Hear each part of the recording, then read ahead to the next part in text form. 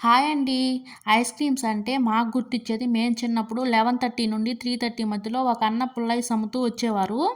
పావలాకి సాదా ఐసు, రూ. 1 సేమియా ఐసు, రూపాయికి ద్రాక్ష ఫ్లేవరు, 1:30, రూ. 2 పాలైస్ అమ్ముతూ వచ్చేవారు. మేము ఐస్ కోసం ప్లాస్టిక్ డబ్బాలు, పాత ఇనుము ముక్కలన్నీ దాచుకుని ఐస్ కొనుక్కునేవాళ్ళం.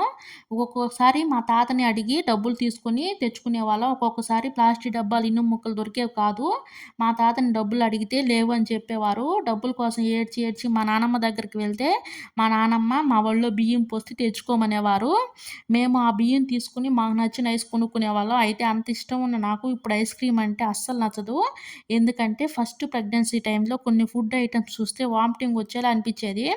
ఇప్పటికీ కొన్ని ఐటెమ్స్ చూస్తే అలాగే అనిపిస్తుంది. వాటిలో ఐస్ క్రీమ్ ఒకటి. అసలు ఐస్ క్రీమ్ అంటే ఇష్టం లేని వాళ్ళు ఉంటారా? ఉండరు కదా! అలాంటిది నేనున్నాను. మీకు ఐస్ క్రీమ్ అంటే ఇష్టమా? ఉంటే లైక్ చేయండి. మీకు ఈ వీడియో నచ్చితే ప్లీజ్ లైక్ చేసి సపోర్ట్ చేయండి.